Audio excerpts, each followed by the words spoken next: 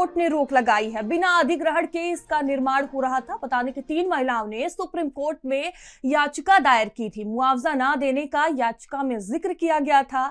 Supreme court ने stay दिया है, अप्रैल में सुनवाई होगी। कोर्ट ने संबंधित पक्षकारों को नोटिस भी भेज दिया है। तो देखिए, इस मामले में महिलाओं की तरफ से याचिका दाखिल की गई थी और इस मामले पर सुप्रीम कोर्ट ने सुनवाई की और इस पर रोक लगाई गई है। ये बड़ी खबर आपको बता रहे हैं। रोपवे प्रोजेक्ट पर सुप्रीम कोर्ट ने फिलहाल रोक लगा दी है।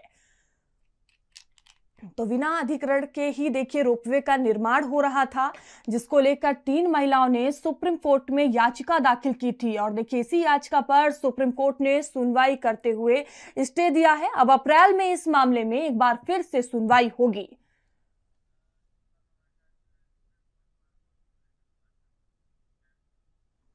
और दीपक हमसे जुड़ चुके हैं। दीपक, ये जो रोपवे निर्माण था उस पर सुप्रीम कोर्ट ने रोक लगा दी है। इस मामले में 3 महिलाओं ने याचिका दाखिल की थी। इस याचिका में क्या कुछ दलीलें दी गई हैं महिलाओं की तरफ से?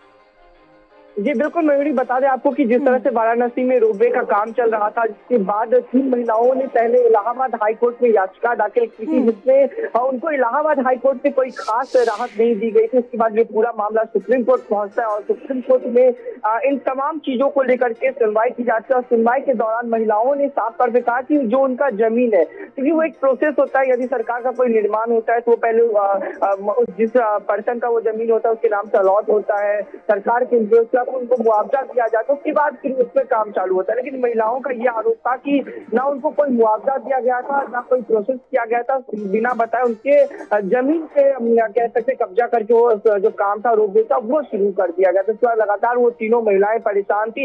इलाहाबाद हाईकोर्ट पहुंची है। इलाहाबाद हाईकोर्ट में उनको खास राहत नहीं दी गई थी। वहां पे सुनवाई भी हुआ था। हालांकि उस वक्त राज्य सरकार को नोटिस भी भेजा गया था, लेकिन उसका भी कोई खास असर देखने को नहीं मिला था। उसके बाद ये पूरा मामला सुप्रीम कोर्ट जा पहुंचा। सुप्रीम कोर्ट में फिलहाल में इस रोपवे के निर्माण के लिए रोक लगा दिया गया। साथ ही उन्होंने उत्तर प्रदेश सरकार को और जो निर्माणाधिकार जो कंपनी है उनको नोटिस जारी किया है और अगली जो सुनवाई है वो अप्रैल के महीने में की जाएगी। तब तक उस वहां पे कोई भी निर्माण कार्य नहीं किया जाएगा। अब देखना ये होगा कि जब अप्रैल में इन तमाम चीजों को लेकर के फिर से सुनवाई होती है तो क्या कुछ खास सामने आता है, क्योंकि जो प्रोसेस होता है जब कोई निर्माण होता है उसके बाद जो वहाँ का जो प्रोसेस होता है किसी जमीन के अलॉटमेंट को लेकर के, वो तमाम प्रक्रिया होता है, मुआवजा दिया जाता है, उसके बाद कोई सरकारी जो काम होता है वो उस पर शुरू किया जाता है। लेकिन यहाँ पे बिल्कुल उसके विपरीत जो आरोप लगाए गए थे तीनों महिलाओं की तरफ से कि उनका जो जमीन है वो उनके नाम से अभी भी रजिस्टर्ड है, उनको ना कोई मुआवजा दिया गया है,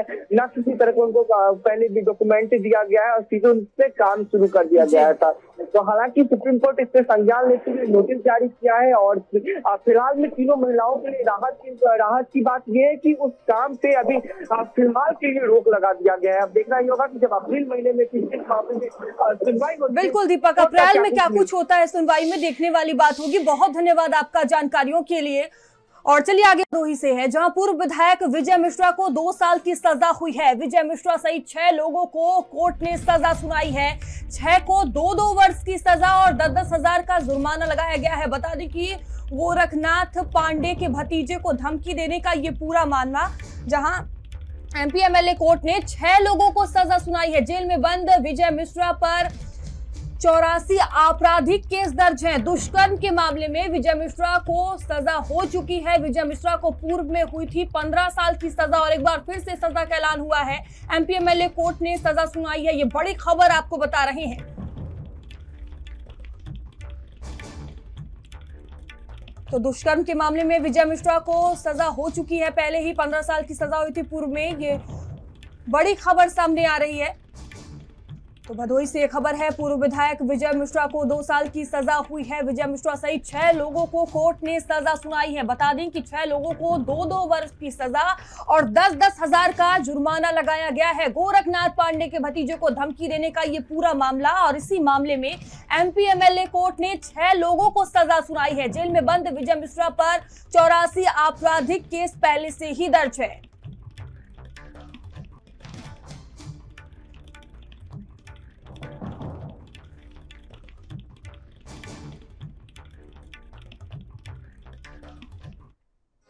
और खबर अमेरिका से है, जहां का आई निदेशक, बता दें कि भगवत गीता पर ली शपथ भारतीय मूल के काश पटेल ने FBI के नए निदेशक बने हैं। जहां भगवत गीता का काश पटेल ने हाथ रखकर शपथ लिया। यह अमेरिका में अपनी तरह का एक ऐतिहासिक क्षण है, जहां काश ने अमेरिका के संविधान की रक्षा की शपथ ली है।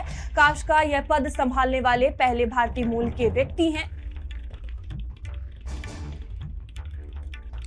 तो काश ने अमेरिका के संविधान की रक्षा की शपथ ली है। ये तस्वीरें भी सामने आई हैं। देखिए, काश का यह पद संभालने वाले पहले भारतीय हैं ये, और ये तस्वीरें आप देख सकते हैं।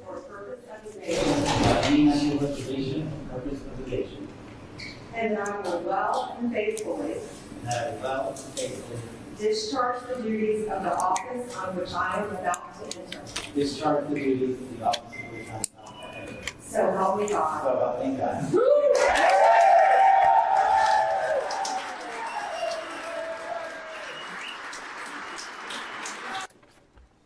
Please place your hand on the Gita and raise your right hand.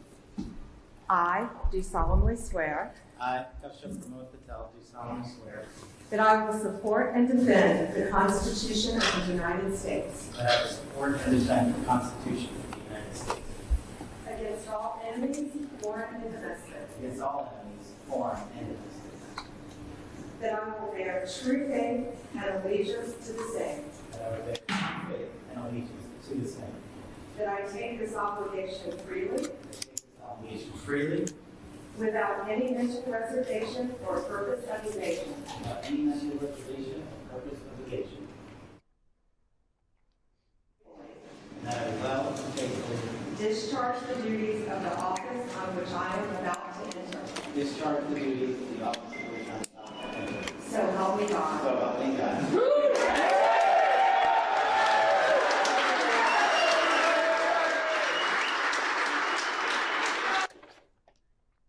और खबर मेरठ से है, जहां प्रतिष्ठित प्रचारक की कुर्सी पर रार है। बता दें कि हाईकोर्ट गए सुधवीर सिंह की याचिका पर आदेश हुआ है। उच्च शिक्षा के विशेष सचिव के आदेश पर हाईकोर्ट सख्त नजर आ रहा है। डॉक्टर मनोज रावत की नियुक्ति का आदेश रद्द किया गया है। उच्च शिक्षा के विशेष सचिव के खिलाफ हाईकोर्ट गए हैं। और देखिए, हाईकोर्ट से तथ्य छिपाकर कराया गया आदेश, ये प्रचारक की तरफ से कहा गया है। हाईकोर्ट की डबल बेंच में अपील करने पहुंचे doctor Rawat UP cricket association के डायरेक्टर हैं युद्धवीर सिंह। बता दें कि कार्यवाहक प्रचार रहे युद्धवीर की नियुक्ति पर आरोप है।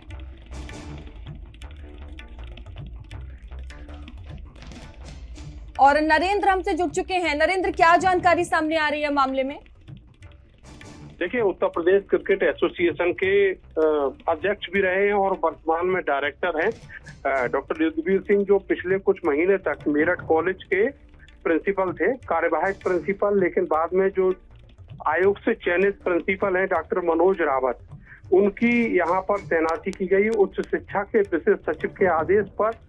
और जो यहाँ का मैनेजमेंट है उसने ये तैनाती की, जिसके बाद वो आहत हुए डॉक्टर युद्धवीर सिंह और वो हाईकोर्ट चले गए उच्च शिक्षा विभाग के आदेश के विरुद्ध।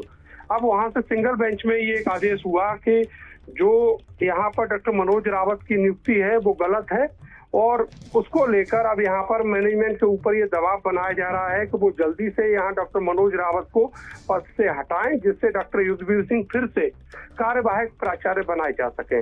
इस समय डॉक्टर मनोज रावत जो वर्तमान में प्रिंसिपल हैं वो हाईकोर्ट चले गए हैं, और उनका कहना है कि हाईकोर्ट में जो असल तथ्य हैं उनको छुपाकर और गलत तथ्यों के आधार पर ये आदेश कराया गया है, दिग्भ्रमित किया गया है हाईकोर्ट को।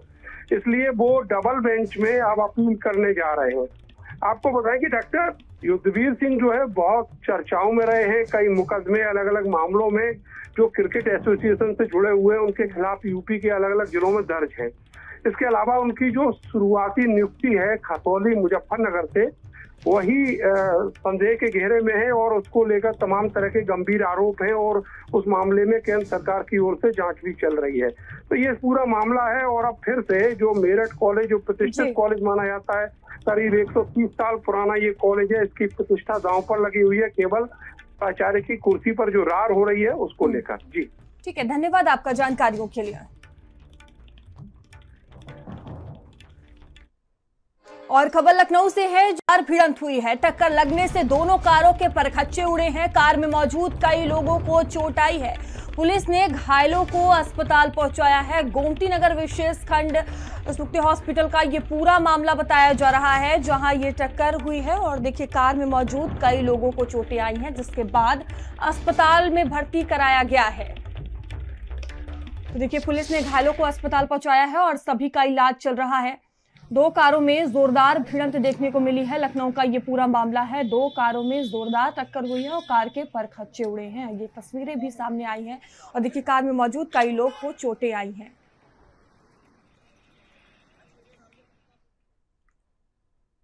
और खबर ललितपुर से है, जहां ईडी की संपत्ति जब्त की है। ईडी ने 4 करोड़ 82 लाख की संपत्ति जब्त की है। चल संपत्ति के कुर्क होते ही हड़कंप मच गया है। 4 दर्जन निवेशकों ने आज फिर शिकायत दर्ज कराई है। एलयूसीसी एजेंट रिजवान पर 10 करोड़ की ठगी के आरोप है। भास्कर इंफ्राकॉन सहित कई जमीनों ने इन्वेस्ट किया। विभिन्न शहरों और राज्यों की जमीनों की खरीद फरोख्त की गई है। बता दें कि मुख्य संचालक समीर पर 50,000 का इनाम घोषित है। भोपाल में संजय चौबे जमीनों को खुरबुर्द कर रहा है। बता दें कि एलयूसीसी द्वारा 10,000 करोड़ की ठगी का ये पूरा मामला है। तो बड़ा ये ठगी का मामला सामने आया है और बड़ी कार्रवाई की गई है। छोटे भाई हैं अनस, उनका 5-6 लाख रुपए इसने गुमराह करके जमा करवा दिया एलयूसीसी में, रिजवान ने जी। ठीक है, और आश्वासन देता रहा हमारा टाइम भी पूरा हो गया, बस आपका घर पे आ जाएगा पैसा, आपके घर आ जाएगा, आप परेशान नहीं हो। रिजवान के पास कितना लोगों का पैसा होगा? रिजवान के पास होगा कम से कम कई मोहल्ले रखे ये पैसा। सुन रहे, नदी मोहल्ला हुआ, कसाई मंडी हुई, गोविंद नगर हुआ, तमाम मोहल्लों का बहुत पैसा निकलेगा इसके पास। अगर इसकी ढंग से जांच हो जाए ना, इसके पास बहुत पैसा निकलेगा। एलयूसीसी ठगी के मामले में आज फिर करोड़ों रुपए की ठगी सामने आई है। तो वहीं पुलिस अधीक्षक के पास करीब 4 दर्जन लोग आकर उन्होंने शिकायत दर्ज कराई है कि उनसे करोड़ों रुपए निवेश कराकर जो कंपनी के एजेंट हैं वह भाग गए हैं। तो जिस तरह से ललितपुर के पुलिस अधीक्षक और ईडी द्वारा एलयूसीसी कंपनी के निवेशकों पर कार्रवाई की जा रही है, तो वहीं अभी तक जो ईडी ने 4 करोड़ 82 लाख रुपए की जो उनकी संपत्ति, चल संपत्ति, उसको कुर्क किया गया है। कुर्क करने के बाद जो और अन्य लोग हैं उनकी तलाश की जा रही है। जिस तरह से बताया गया कि जो मुख्य आरोपी है समीर अग्रवाल। और सीधे आपको ले चलते हैं लखीमपुर, जहां सीएम योगी आदित्यनाथ पहुंचे हुए, क्या कुछ कह रहे। उद्योग श्रीमती बीना कुमारी मीना जी,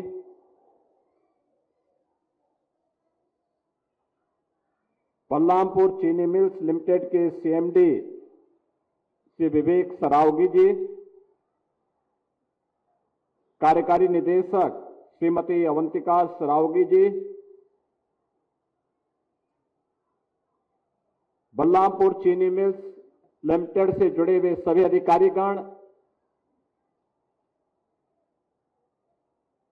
और भारी संख्या में आज के इस कार्यक्रम में सहभागी बनने के लिए उपस्थित लखीमपुर खीरी से जुड़े हुए मेरे सभी उपस्थित बहनों और भाइयों,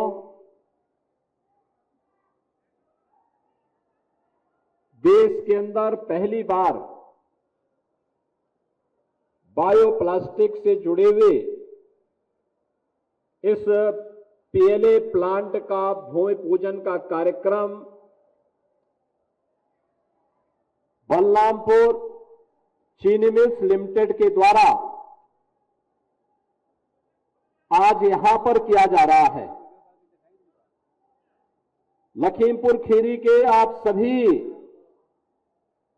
बहनों और भाइयों को और बलरामपुर चीनी मिल्स लिमिटेड को मैं इसके लिए हृदय से बधाई देता हूं और आप सभी का मैं अभिनंदन भी करता हूं। बहनों और भाइयों, कितना अच्छा संजोग है। एक और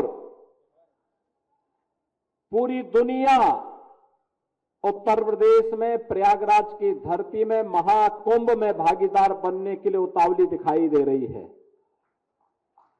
और आज मुझे यह दृश्य देख करके कि मुझे आना था 11 बजे, मैं आ गए यहां 9 बजे। और 2 घंटे पहले आने के बावजूद भी, क्योंकि मुझे यहां से अभी गोला गोकर्णनाथ जाना है, गोला गोकर्णनाथ से फिर मुझे प्रयागराज जाना है,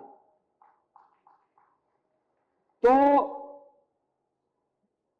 कुंभी में ही आपने महाकुंभ रचा दिया है। ये दृश्य अपने आप में अद्भुत है कि महाकुंभ का जो आनंद वहां दिख रहा है, आज निवेश का ये महाकुंभ कुंभी में हमें नजर आ रहा है, जिसमें 2850 करोड़ रुपए की लागत से बलरामपुर चीनी मिल्स लिमिटेड के द्वारा इस एक नए प्रकार के निवेश को आगे बढ़ाने के लिए उत्तर प्रदेश सरकार के साथ अपना जो एमओयू किया था, उसे आज जमीनी धरातल पर वे उतार रहे हैं। सचमुच अपनी तरह का ये देश का पहला निवेश है और मैं इसके लिए उत्तर प्रदेश सरकार से जुड़े हुए सभी अधिकारियों को, बलरामपुर चीनी मिल्स लिमिटेड को और इस निवेश के लिए अनुकूल वातावरण देने वाले इस लखीमपुर जनपद की कुंभी क्षेत्र की जनता जनार्दन को भी मैं हृदय से बधाई देता हूं और उनका अभिनंदन करता हूं। बहनों और भाइयों, यह पॉलीलैक्टिक एसिड का जो संयंत्र है, यूनिट और भी लगी होंगी जहां पर वे बाहर से ला करके दुनिया के जिन देशों में पॉलीलैक्टिक एसिड बनता है, यहां पे ला करके उससे फिर बायोप्लास्टिक का निर्माण करते होंगे। लेकिन कोई चीनी मिल या कोई उद्योग पॉलीलैक्टिक एसिड का निर्माण करे और वहीं पर बायोप्लास्टिक के माध्यम से बोतल का निर्माण, कप, गिलास या डिब्बे बनाने का काम करे, ये अपने आप में एक पहली इंटीग्रेटेड यूनिट है और यह अपने आप में प्रधानमंत्री मोदी जी के मेक इन इंडिया के और आत्मनिर्भर भारत के उस सपने को साकार करने वाला एक अभियान है। मुझे जो बताया गया है कि यहां पर जो बोतल बनेंगी प्लांट लगने के बाद, वे डिस्पोजेबल बोतलें होंगी, डिस्पोजेबल खाद्य ट्रे होगी, डिस्पोजेबल कटलरी होगी, दही आइसक्रीम से जुड़े हुए कप होंगे, कैरी बैग जो होगा, ये सब इससे बनेंगी और वो अपने आप ही 3 महीने से 6 महीने के अंदर मिट्टी में मिलकर के अपने आप ही उसमें डिसॉल्व हो जाएंगे।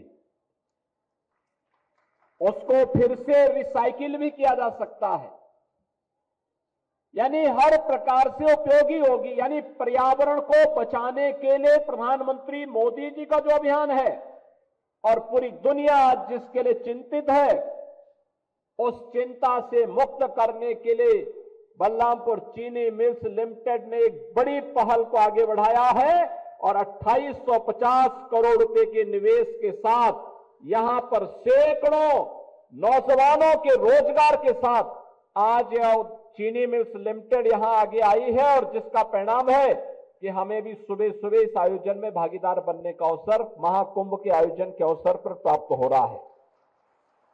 बहनों और भाइयों, पूरी दुनिया चिंतित है पर्यावरण प्रदूषण से।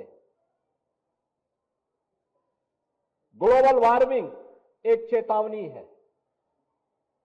आप देखते होंगे असमय बारिश का होना, लंबे समय तक सूखा पड़ना, जितनी बारिश वर्ष भर में होती है वह 24 घंटे के अंदर ही बरस जाना, ये सभी दुष्परिणाम है ग्लोबल वार्मिंग के। ग्लोबल वार्मिंग चेतावनी है पर्यावरण प्रदूषण की। पर्यावरण के प्रति हम लोग जितने जागरूक होंगे पर्यावरण हमें जीने के लिए उतना ही अनुकूल वातावरण भी उपलब्ध करवाएगा। और उस अनुकूल वातावरण को बनाने के लिए अगर वह प्रतिकूल वातावरण मनुष्य ने बनाया है तो उसको अनुकूल बनाने की जिम्मेदारी भी मनुष्य की ही होगी। और मनुष्य को उस अनुकूल वातावरण के लिए अपने आप को तैयार करना है। इस दृष्टि से टेक्नोलॉजी आज आ चुकी है। ये जो संयंत्र यहां लग रहा है, इसके बारे में मुझे बताया गया कि यहां से जो डिस्चार्ज होगा वो जीरो लिक्विड डिस्चार्ज होगा, यानी कोई भी ऐसा पदार्थ नदी नालों में नहीं बहेगा जिसके कारण पर्यावरण को कोई खतरा हो। दूसरा, प्लास्टिक का एक सब्स्टिट्यूट भी मिलेगा। यहां पे रोजगार की नई संभावनाएं भी आएंगी। अब केवल बलरामपुर चीनी मिल्स ही नहीं लगाएगा, बल्कि एंकर यूनिट को लगाने के लिए उत्तर प्रदेश सरकार भी यहां पे लैंड लेकर के और फिर वहां पर एंकर यूनिट लगाने के लिए अन्य लोगों को भी प्रेरित करेगा, जिससे ये जो रॉ मटेरियल तैयार करेंगे उस रॉ मटेरियल से यहां पे हजारों लोगों के लिए नए रोजगार के अवसर सृजित हो सकेंगे। बहनों और भाइयों, बलरामपुर चीनी मिल्स उत्तर प्रदेश के अंदर 10 चीनी मिल और 5 डिस्टिलरीज का संचालन कर रही है। और मैं धन्यवाद दूंगा बलरामपुर चीनी मिल्स को, जो उत्तर प्रदेश के अंदर 120 चीनी मिलें हैं। उन 120 चीनी मिलों में से 10 चीनी मिल इनकी है, लेकिन एक ग्रुप उत्तर प्रदेश के उन ग्रुप्स में है जो गन्ना किसानों का गन्ना मूल्य 1 सप्ताह से 10 दिन के अंदर भुगतान करके अन्नदाता किसानों को सम्मानित करने का कार्य करता है। बाराबंकी के हैदरगंज में इन्होंने टिश्यू कल्चर से गन्ना की उन्नत किस्म को आगे बढ़ाने के लिए भी वहां पर एक कार्यक्रम को आगे बढ़ाया है। अगर हम अपने अन्नदाता किसान को नई तकनीक देंगे, नया बीज देंगे, अच्छा बीज देंगे, मेरा यह मानना है कि हमारा यह अन्नदाता किसान जितना उत्पादन करता है, उत्तर प्रदेश की धरती माता में इतनी सामर्थ्य है कि यह इससे 3 गुना प्रोडक्शन बढ़ा सकता है। वर्तमान से 3 गुना अधिक प्रोडक्शन बढ़ा सकता है। और इसके लिए अनुकूल वातावरण तैयार करना।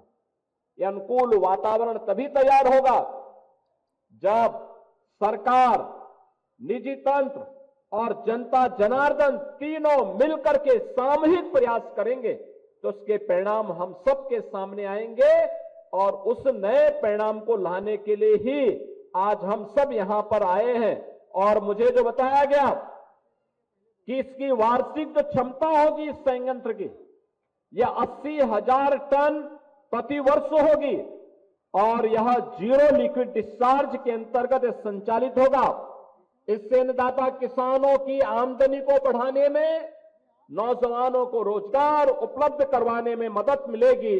और प्रधानमंत्री जी का जो लक्ष्य है कि जीरो नेट के लक्ष्य को प्राप्त करना है, उसको प्राप्त करने के साथ साथ हम लोग मेक इन इंडिया और आत्मनिर्भर भारत के सपने को साकार करने की दिशा में आगे बढ़ते हुए दिखाई देंगे।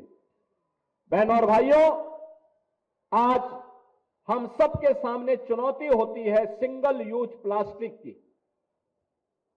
यह पर्यावरण को भी नुकसान पहुंचाता है, स्वच्छता के मानकों को भी ध्वजियां उड़ाता है। हमारी गाय भैंस अगर इस प्लास्टिक को खाती है तो भी बीमार होती है। और आप देखते होंगे गांव हो या नगर, ये प्लास्टिक के कप, गिलास, पॉलिथीन जहां तहां पड़ करके नालों में गिरते हैं, पूरा ब्लॉक कर देती है। फिर पूरा शहर या पूरा गांव जल प्लावन का शिकार बनता है, क्योंकि प्लास्टिक तो नष्ट होता नहीं है, लेकिन वो समस्या जरूर खड़ा करता है। और आज उसका एक विकल्प यहां पर दिया गया है। मुझे प्रसन्नता है कि बलरामपुर चीनी मिल्स लिमिटेड ने इसके लिए सुल्जर स्विट्जरलैंड, अल्पाइन ऑस्ट्रिया, और जैकब यूएसए की तकनीक को साथ में जोड़ करके और फिर इस प्लांट को यहां पर लगाया जा रहा है और अपने आप में यह दुनिया का पहला इंटीग्रेटेड पीएलए प्लांट है और भारत का पहला बायोप्लास्टिक का प्लांट है जो यहां पर प्लास्टिक का एक सब्स्टिट्यूट लेकर के जीरो नेट के लक्ष्य को प्राप्त करने की दिशा में आगे बढ़ेगा। आज उत्तर प्रदेश के अंदर निवेश के लिए जो अनुकूल वातावरण बना है, बहनों और भाइयों, आदरणीय प्रधानमंत्री मोदी जी के मार्गदर्शन में, उनके नेतृत्व में, जनता जनार्दन के कृपा से आज उस प्रकार का उत्तम वातावरण प्रदान करने में हमें सफलता प्राप्त हो रही है। जब मैं कुंभ में हूं तो मुझे बताते हुए प्रसन्नता है कि अनुकूल वातावरण का ही परिणाम है कि महाकुंभ में देश की आधी आबादी अब तक आस्था की पवित्र डुबकी लगा चुकी है। आज 60 करोड़ लोग यानी 60 करोड़ श्रद्धालु 13 जनवरी से लेकर के आज 22 फरवरी है, 22 फरवरी के बीच 60 करोड़ श्रद्धालु महाकुंभ में आस्था की पवित्र डुबकी लगा चुका होगा। दुनिया के अंदर किसी आयोजन में इतनी बड़ी भागीदारी नहीं होती। अब उत्तर प्रदेश के अंदर कोई आयोजन होता है तो इतनी भव्यता के साथ होता है। यहां पर 2850 करोड़ रुपए की लागत से प्लांट लग रहा है, तो 2850 करोड़ रुपए की लागत का मतलब 7 से 8 चीनी मिल के बराबर निवेश एक ही प्लांट में लग रहा है। अगर हम लोग 5000 टीसीडी की कोई चीनी मिल लगाते हैं तो उसमें 400 करोड़ रुपए तक का लागत आती है और यहां पर 2850 करोड़ रुपए केवल पीएलए प्लांट पर ही खर्च हो रहा है। नई तकनीक है और यहां पे बायोप्लास्टिक के निर्माण के साथ साथ पर्यावरण प्रदूषण को कंट्रोल करने की दिशा में जो प्रयास प्रारंभ हुए हैं, ये सभी एक अच्छी दिशा में चलने वाले प्रयास हैं। प्रदेश सरकार ने अपने पॉलिसी के अंतर्गत इस निवेश को प्रोत्साहन देने का निर्णय लिया है और मुझे प्रसन्नता है कि बलरामपुर चीनी मिल्स लिमिटेड पहला ग्रुप है जिसने इस दिशा में एक क्रांतिकारी कदम बढ़ाया है। आज के इस अवसर पर मैं बलरामपुर चीनी मिल्स से यही कहूंगा कि स्थानीय स्तर पर आईटीआई, पॉलिटेक्निक, इन सभी में अध्ययन करने वाले, यहां के महाविद्यालयों में अध्ययन करने वाले नौजवानों को यहां पर स्किल डेवलपमेंट के साथ जोड़ करके प्रयास होना चाहिए कि इस पीएलए प्लांट, चीनी मिल्स के साथ इन संस्थाओं का एक एमओयू हो, नौजवान यहां पे उस तकनीक को देखे और अगर वह सक्षम है तो उसको यहीं पर अपने गांव घर में ही नौकरी और रोजगार की गारंटी मिल सकती है। तो मुझे लगता है कि वह यहां के विकास को और अच्छे ढंग से आगे बढ़ाने में सफल होगा। आज उत्तर प्रदेश के अंदर बेहतरीन कानून व्यवस्था की स्थिति, भ्रष्टाचार और भ्रष्टाचारियों पर जीरो टॉलरेंस की नीति का परिणाम है कि उत्तर प्रदेश में 45 लाख करोड़ रुपए से अधिक के निवेश के प्रस्ताव उत्तर प्रदेश को प्राप्त हुए हैं, जिनमें से 15 लाख करोड़ का तो हम लोग अब तक निवेश करा चुके हैं। 3 से 5 लाख का निवेश प्रस्ताव अभी हमारे पास पाइपलाइन में है, उसको बहुत शीघ्र निवेश करवाएंगे। और मुझे लगातार मैं देखता हूं कि लगातार प्रस्ताव पे प्रस्ताव हमारे पास आ रहे हैं कि हम भी निवेश करना चाहते हैं। मुझे पूरा विश्वास है कि जो 15 लाख करोड़ रुपए के निवेश के प्रस्ताव को हमने जमीनी धरातल पर उतारा है, 60 लाख से अधिक नौजवान को अकेले इन्हीं निवेश के प्लांट के माध्यम से हम लोगों ने सीधे सीधे नौकरी उपलब्ध करवाई है। आने वाले समय में उत्तर प्रदेश के नौजवानों को उत्तर प्रदेश के अंदर ही उसकी योग्यता और क्षमता के अनुरूप नौकरी और रोजगार उपलब्ध करवाने में हम लोग सफल होंगे। ये पीएलए प्लांट जो आज कुंभी में यहां पर जिसका भूमि पूजन का कार्यक्रम संपन्न हो रहा है, मैं इस अवसर पर एक बार फिर से लखीमपुर खीरी के सभी माननीय जनप्रतिनिधियों को, जनता जनार्दन को, बलरामपुर चीनी मिल्स लिमिटेड को इसके लिए हृदय से बधाई देता हूं, अपनी शुभकामनाएं देता हूं और मुझे पूरा विश्वास है यह प्लांट बहुत शीघ्र अपना प्रोडक्शन प्रारंभ करके प्लास्टिक का सब्स्टिट्यूट उपलब्ध कराएगा और न केवल मेक इन इंडिया और आत्मनिर्भर भारत के प्रधानमंत्री मोदी जी के विजन को आगे बढ़ाएगा, बल्कि पर्यावरण प्रदूषण से मुक्त करने के लिए जीरो नेट के लक्ष्य को प्राप्त करने की दिशा में एक क्रांतिकारी कदम बढ़ा करके मील का पत्थर साबित होगा। आप सबके प्रति मेरी शुभकामनाएं, धन्यवाद, जय हिंद।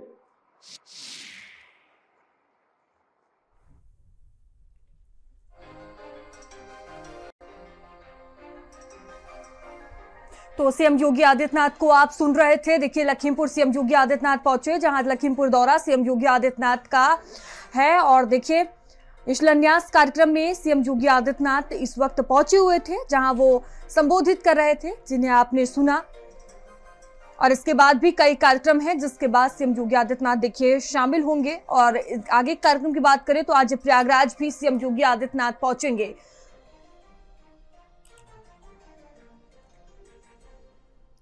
तो सीएम योगी आदित्यनाथ की ये लाइव तस्वीरें हम आपको दिखा रहे थे, जहां लखीमपुर इस वक्त सीएम योगी आदित्यनाथ पहुंचे हुए हैं। तमाम उनके कार्यक्रम प्रस्तावित हैं।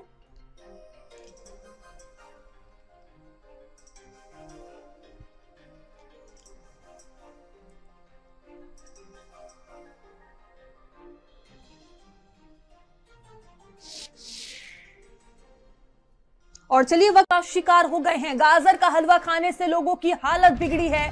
सभी लोगों को अस्पताल में भर्ती कराया गया है। डिंडौली में हलवे के लिए दुकान से देखिए खोया लिया गया था। सूचना पर खाद्य विभाग की टीम ने सैंपल लिए हैं। अमरोहा के डिंडौली कोतवाली क्षेत्र का ये मामला बताया जा रहा है। फिलहाल सभी लोगों को अस्पताल में भर्ती करा दिया गया है और सभी का इलाज चल रहा है।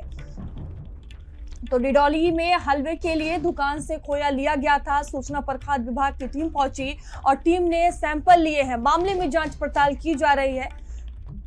तो कई लोग फूड पॉइजनिंग का शिकार हो गए हैं, जिसके बाद अस्पताल में भर्ती कराया गया है। अमरोहा का ये पूरा मामला है।